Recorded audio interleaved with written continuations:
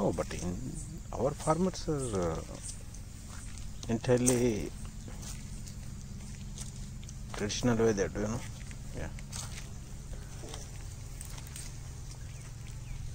But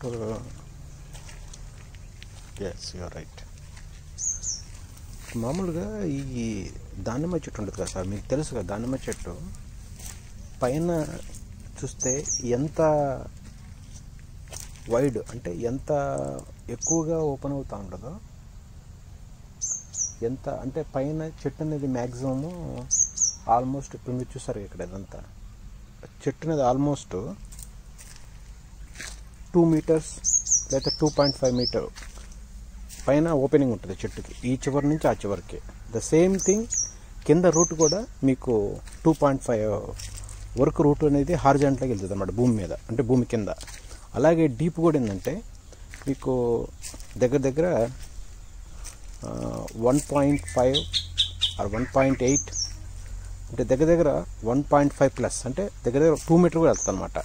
so అంత deep route వెళ్తుంది.